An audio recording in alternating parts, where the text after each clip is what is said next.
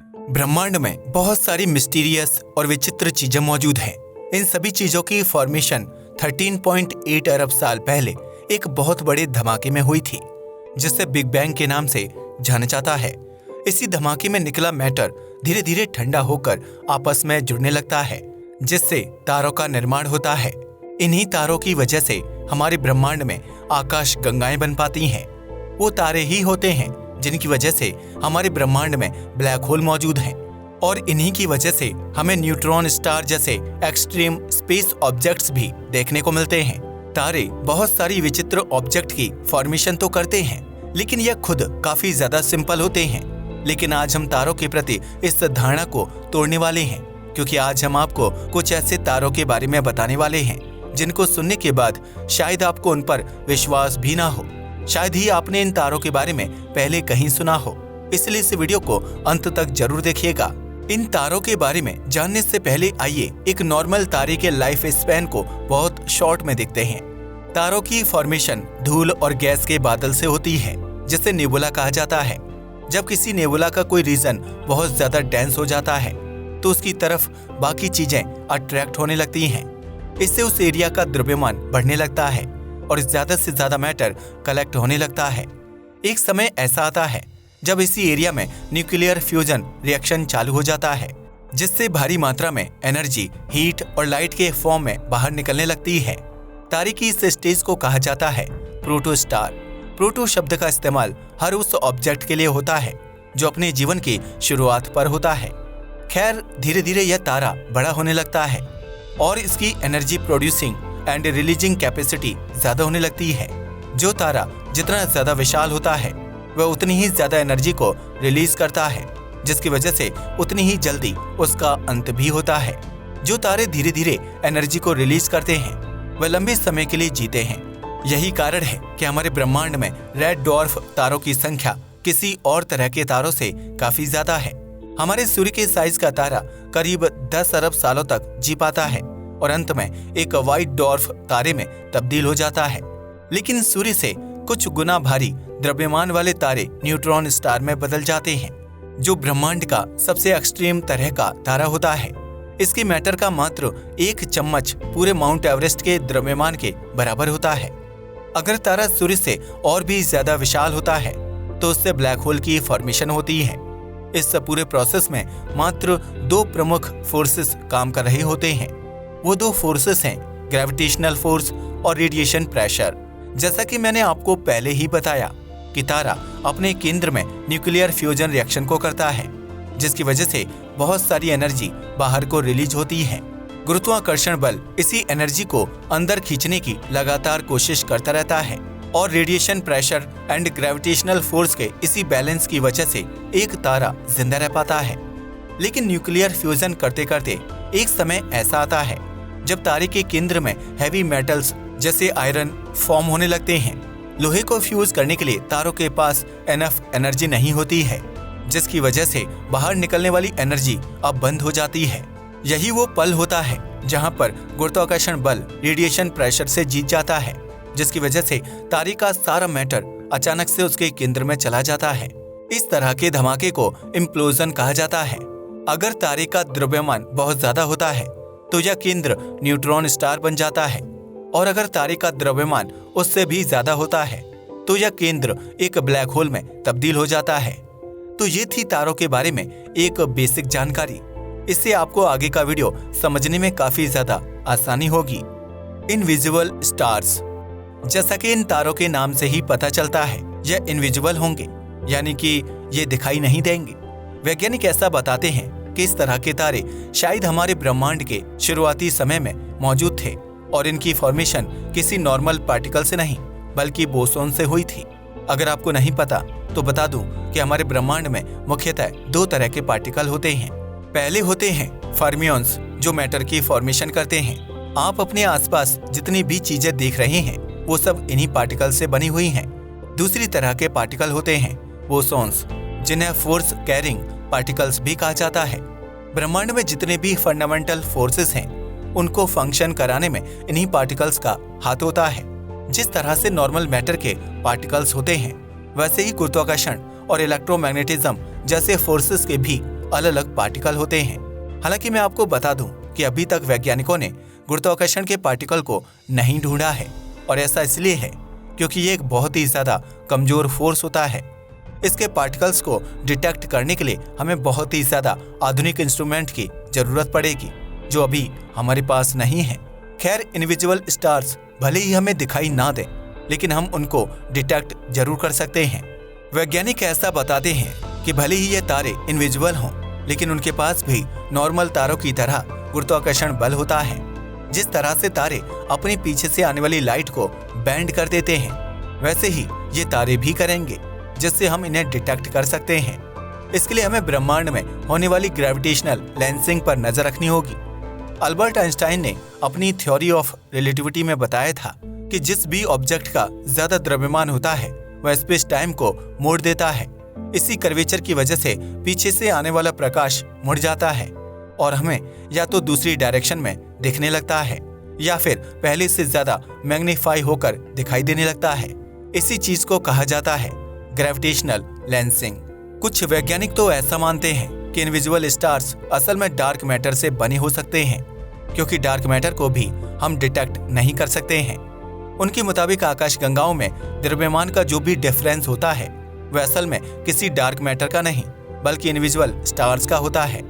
यह बात शायद आपको समझ में नहीं आई होगी, इसलिए आइए इसे थोड़ा डेप्थ में समझते हैं। कई साल पहले वैज्ञानिकों ने एक आकाशगंगा का द्रव्यमान कैलकुलेट करने के लिए उसमें मौजूद हर ऑब्जेक्ट का द्रव्यमान आपस में जोड़ दिया। इससे उन्हें जो भी मास मिला वह गैलेक्सी के एक्चुअल मास से बहुत ज्यादा कम था। इससे वैज्ञानिकों को पता चल गया कि ब्रह्मांड में कोई ऐसा भी ऑब्जेक्ट है जिसे हम देख नहीं सकते, लेकिन उसका द्रव्यमान जरूर होता है, जो हमें आकाशगंगा के मास में दिख रहा है। इस मैटर का नाम रखा गया डार्क मैटर, क्योंकि ना तो हम इसे देख सकते हैं और ना ही किसी इंस्ट्रूमेंट के जरिए ऑब्जर्व कर सकते हैं।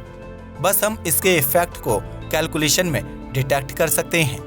वैज्ञानिक बताते हैं कि कुछ ऐसा ही इनविजिबल स्टार्स के साथ भी हो सकता है। इनके बारे में सबसे पहले 1985 में रॉबर्ट जेफी नाम के एक फिजिसिस्ट द्वारा बताया गया था। उनके मुताबिक ये तारे न सिर्फ इनविजिबल होते हैं, बल्कि इनकी डेंसिटी भी बहुत ज्यादा होती है। हमारे ब्रह्मांड में अभी तक के ढूंढे गए सबसे डेंस ऑब्जेक्ट न्यूट्रॉन स्टार माने जाते हैं, लेकिन ये तारे उनसे भी कई गुना ज्यादा डेंस हो सकते हैं। रॉबर्ट के मुताबिक इन तारों की फॉर्मेशन ब्रह्मांड के शुरुआत में हुई होगी, जब बोसोन पार्टिकल के विशाल बादल ब्रह्मांड में मौजूद हुआ करते थे। ये अभी भी एक थ्योरेटिकल यानी कि हाइपोथेटिकल तारे ही हैं, लेकिन ऐसा जरूर हो सकता है कि भविष्य में हम इन्हें रियल ब्रह्मांड में भी ढूंढ लें। Quasi stars. आपने ये तो पढ़ा होगा कि हमारे ब्रह्मांड में तारे और ब्लैक होल दोनों अलग अलग मौजूद होते हैं, लेकिन क्या हो अगर मैं ये कहूँ कि ब्रह्मांड में ये दोनों ही ऑब्जेक्ट एक साथ एग्जिस्ट कर सकते हैं? जी हाँ, आपने सही सुना। वैज्ञानिकों के मुताबिक ब्रह्मांड में इस तरह के भी तारे हो सकते हैं जिनके केंद्र में ब्लैक होल मौजूद हो। इन तारों को क्वाजी स्टार्स कहा जाता है और इनके भी मौजूद होने के सबसे ज्यादा चांस अर्ली यूनिवर्स में ही दिखाई देते हैं। ये तारे ब्रह्मांड के कुछ सबसे पहले तारों में से एक थे और इनका द्रव्यमान हमारी सूर्य के द्रव्यमान से 100 मिलियन गुना से भी ज्यादा हुआ करता था। लेकिन शायद आपका ये सवाल हो सकता है कि ज्यादा द्रव्यमान होने से इसके केंद्र में एक ब्लैक होल कैसे बन जाता था और कैसे यह तारा केंद्र में ब्लैक होल होने के बाद भी जीवित रह लेता था। ज्यादा द्रव्यमान होने की वजह से इन तारों के केंद्र पर बहुत हैवी प्रेशर पड़ता है और एक समय ऐसा आता है जब केंद्र अपने अंदर ही कोलैप्स कर जाता है। इसकी वजह से ही इन तारों के केंद्र में एक ब्लैक होल का निर्माण हो जाता है। अब यह ब्लैक होल भी अपने ही तारे को धीरे धीरे खाता रहता है और अपने साइज को बड़ा करता रहता है।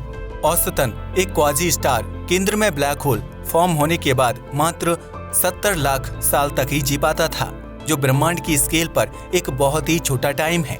जब भी ब्लैक होल किसी ऑब्जेक्ट को अपने अंदर खींचता है तो सबसे पहले वह ऑब्जेक्ट अक्रीशन डिस्क का निर्माण कर लेता है।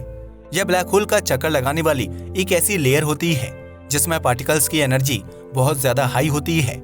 वैज्ञानिक ऐसा बताते हैं कि क्वाजी स्टार्स को भी इसी अक्रीशन डिस्क से एनर्जी मिलती थी, जिससे वह पूरी तरीके से ब्लैक होल में तब्दील नहीं होते थे। हालांकि केंद्र में ब्लैक होल फॉर्म होने के बाद उनका अंत होना 100% निश्चित हो जाता था।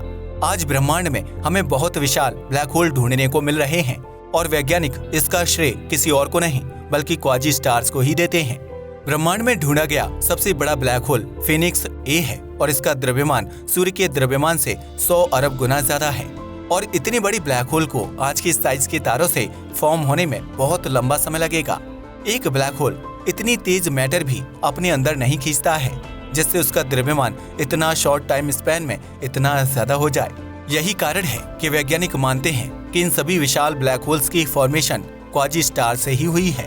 हालांकि ऐसे तारों को ब्रह्मांड में अब ढूंढना एक कठिन बात है, लेकिन जेम्स वेब टेलीस्कोप के जरिए इन्हें जरूर ढूंढा जा सकता है। ऐसा इसलिए है क्योंकि यह टेलीस्कोप पास्ट में देख सकता है, जिससे हमें बहुत पुराने तारों को भी ऑब्जर्व करने का मौका मिल जाता है। जैसा कि मैंने आपको वीडियो की शुरुआत में ही बताया था कि जो तारा जितनी ज्यादा एनर्जी को एक साथ बाहर रिलीज करता है उसका अंत उतनी ही जल्दी होता है। यही कारण है कि क्वाजी स्टार्स मात्र कुछ करोड़ साल के लिए ही जीवित रह पाते हैं, जबकि एक बहुत नॉर्मल तारा भी कम से कम 1 अरब साल तो जीता ही है। आपको जानकर हैरानी होगी कि यह तारे इतने ज्यादा उज्जवल या ब्राइट होते थे कि इनकी ब्राइटनेस पूरी आकाशगंगा की ब्राइटनेस से भी ज्यादा होती थी। ये अपने आसपास के एरिया को पूरी तरीके से आयनाइज कर देते हैं, जिससे किसी भी ग्रह का इनकी ऑर्बिट में रहना ऑलमोस्ट इम्पॉसिबल बात है। अब ये इंटरेस्टिंग तारे हमें हमारे ब्रह्मांड में देखने को मिलेंगे या नहीं, ये तो समय ही बताएगा। Planck stars. अभी तक हमने ऐसे तारों की चर्चा की जो साइज और द्रव्यमान दोनों में ही बहुत ज्यादा विशाल होते हैं, लेकिन आप जानकर चौंक जाएंगे कि हमारे ब्रह्मांड में ऐसे भी तारे हो सकते हैं जिनका साइज एक प्रोटॉन से भी छोटा होता है। इन तारों को कहा जाता है प्लैंक स्टार्स। आपकी जानकारी के लिए बता दूं कि यह नाम मैक्स प्लैंक नाम के एक क्वांटम फिजिसिस्ट के सरनेम से लिया गया है। इन्होंने यूनिवर्स की सबसे छोटी लेंथ के बारे में बताया था, जिसे प्लैंक लेंथ भी कहा जाता है। ब्रह्मांड में कोई भी चीज इस लंबाई से छोटी नहीं हो सकती है। इन तारों की फॉर्मेशन होती है ब्लैक होल से। मैं जानता हूँ यह सुनने में बहुत ही विचित्र लगता है, लेकिन प्लैंक स्टार्स ब्लैक होल्स के जरिए ही फॉर्म होते हैं। ब्रह्मांड में मौजूद हर चीज का अंत होता है और ब्लैक होल्स के साथ भी कुछ ऐसा ही है। यह धीरे धीरे हॉकिंग रेडिएशन नाम की एक प्रोसेस के जरिए ब्रह्मांड में इवेपोरेट हो जाते हैं। इनके इवेपोरेट होने के बाद सिर्फ इनका केंद्र यानी सिंगुलैरिटी बचती है, जिनका द्रव्यमान अनंत होता है और वॉल्यूम 0 होता है। इवेपोरेट होते होते एक ऐसा पॉइंट आता है जहां पर ब्लैक होल प्लैंक लेंथ के बराबर का बन जाता है और यहीं पर फॉर्मेशन होती है प्लैंक स्टार्स की। इन तारों को सपोर्ट करने के लिए नॉर्मल ग्रेविटी नहीं बल्कि क्वांटम ग्रेविटी वर्क करती है, जिसके बारे में अभी भी वैज्ञानिक बहुत ज्यादा नहीं जानते हैं। वैज्ञानिक ऐसा बताते हैं कि जिस तरह से हमारे नॉर्मल वर्ल्ड में ग्रेविटी काम करती है, वैसे ही क्वांटम वर्ल्ड में भी एक तरह की ग्रेविटी होती है, जिसका काम करने का तरीका हमारी ग्रेविटी से बहुत अलग होता है और इसी को कहा जाता है क्वांटम ग्रेविटी। अब शायद आपके दिमाग में ये कंफ्यूजन हो सकता है कि अगर ब्लैक होल इवेपोरेट होते होते बहुत छोटा हो जाता है तो वह अंततः एक ब्लैक होल ही रहेगा, भला वह किसी तारे में कैसे तब्दील हो जाएगा। असल में जैसे ही ब्लैक होल प्लैंक लेंथ तक पहुंचता है, वैसे ही इस पर अलग अलग तरह के क्वांटम फिनोमिना होने लगते हैं। इस पॉइंट पर आने के बाद ब्लैक होल के अंदर जितना भी मैटर होता है वह बाहर की ओर निकलता है, और ऐसा हो पाता है रिपल्सिव क्वांटम ग्रेविटी की वजह से। जिस तरह से नॉर्मल ग्रेविटी ऑब्जेक्ट्स को अपनी तरफ अट्रैक्ट करती है, वैसे ही रिपल्सिव क्वांटम ग्रेविटी ऑब्जेक्ट को अपने से दूर ढकेलती है। जब रिपल्सिव ग्रेविटी और नॉर्मल क्वांटम ग्रेविटी आपस में एक साथ फंक्शन करते हैं तो प्लैंक स्टार्स का निर्माण होता है। यह तारे फिजिक्स की काफी सारी दिक्कतों को भी सॉल्व करते हैं, जो एक बहुत ही इम्पोर्टेंट बात है। इनमें से सबसे बड़ी प्रॉब्लम है द इन्फॉर्मेशन पैराडॉक्स की। ब्लैक होल्स को इतना ज्यादा जटिल मानने के पीछे इन्फॉर्मेशन पैराडॉक्स का ही हाथ है। जब भी कोई ऑब्जेक्ट ब्लैक होल के अंदर जाता है तो वह अंत में सिंगुलैरिटी नाम के एक पॉइंट में चला जाता है। वैज्ञानिकों के द्वारा की गई अभी तक की कैलकुलेशन ये बताती है कि ब्लैक होल के मरने के बाद यह सिंगुलैरिटी पॉइंट भी गायब हो जाता है, जिसकी वजह से ब्लैक होल के अंदर गई सारी इन्फॉर्मेशन खत्म हो जाती है। यह ब्रह्मांड के एक बहुत ही फंडामेंटल नियम को तोड़ता है, जो यह कहता है कि information can neither be created nor destroyed. इसका मतलब ये हुआ कि ना हम इन्फॉर्मेशन को क्रिएट कर सकते हैं और ना ही उसका अंत कर सकते हैं। लेकिन ब्लैक होल के केस में क्लियर रूप से इन्फॉर्मेशन का अंत हो रहा है। अगर आप ब्लैक होल में अपनी एक किताब को डाल देते हैं तो ब्लैक होल के मरने के बाद उस किताब का कुछ भी मैटर ब्रह्मांड में नहीं बचेगा। इसका मतलब ये हुआ कि उस किताब की सारी इंफॉर्मेशन अब ब्रह्मांड से ही गायब हो चुकी है। लेकिन ब्लैंक स्टार्स इस चीज को होने से रोक देते हैं और ब्लैक होल से जुड़ी इतनी बड़ी प्रॉब्लम को बहुत आसानी से सुलझा देते हैं। असल में वो इंफॉर्मेशन कहीं भी लॉस्ट नहीं होती है, बल्कि इन्हीं ब्लैंक स्टार्स के रूप में ब्रह्मांड में एग्जिट करती है। भले ही हम इसे नोटिस ना कर पाएं, लेकिन इंफॉर्मेशन ब्रह्मांड के अंदर ही रहती है। जैसा कि मैंने आपको पहले बताया था कि इस ब्रह्मांड के सबसे विशाल तारे क्वाजी स्टार्स हुआ करते थे, जिनका द्रव्यमान सूर्य से 100 मिलियन गुना ज्यादा हुआ करता था। ब्लैंक स्टार्स ब्रह्मांड के सबसे छोटे तारे होते हैं और इनका डायमीटर 10⁻⁻10 सेंटीमीटर से लेकर 10⁻⁻33 सेंटीमीटर तक होता है। अब शायद आपको यह मैथमेटिकल एक्सप्लेनेशन समझ नहीं आ रहा होगा, तो आइए इसका कंपैरिजन करते हैं ब्रह्मांड में मौजूद बाकी छोटे ऑब्जेक्ट से। हमारे ब्रह्मांड में मौजूद ऑलमोस्ट हर चीज एटम से बनी हुई है। इनके अंदर 99% हिस्सा पूरी तरीके से खाली होता है, लेकिन बचे हुए 1% हिस्से में न्यूट्रॉन, प्रोटॉन और इलेक्ट्रॉन नाम के पार्टिकल होते हैं। ब्लैंक स्टार्स का साइज प्रोटॉन पार्टिकल से भी 10 अरब गुना ज्यादा छोटा होता है। यह साइज इतना ज्यादा कम है कि इन तारों को हम कभी भी नहीं देख पाएंगे। ऐसा इसलिए नहीं है क्योंकि हमारे पास ऐसी टेक्नोलॉजी नहीं है, बल्कि ऐसा इसलिए है क्योंकि लाइट के पार्टिकल भी इससे ज्यादा विशाल होते हैं, जिसकी वजह से वो कभी भी इन तारों के ऊपर पड़ेंगे ही नहीं। अब बिना लाइट पड़े किसी चीज को देखना नामुमकिन बात है और यही कारण है कि हम इन्हें कभी भी नहीं देख पाएंगे। हालांकि हम इनके मॉडल जरूर बना सकते हैं जिनमें पूरी तरीके से फिजिक्स का इस्तेमाल होगा। ब्लैक होल्स को रियल लाइफ में कैप्चर करने से पहले भी वैज्ञानिकों ने ऐसे ही मॉडल की फॉर्मेशन की थी और वह रियल ब्लैक होल से 99% सिमिलर था। खैर, अगर आपको इन 3 तारों में से किसी एक तारे को देखने का मौका मिले तो आप किसे देखना जाना पसंद करेंगे? हमें नीचे कमेंट करके जरूर बताइएगा। और अगर आप इसका पार्ट 2 देखना चाहते हैं तो कमेंट में पार्ट 2 लिखना ना भूलें। आज के वीडियो के लिए बस इतना ही। धन्यवाद।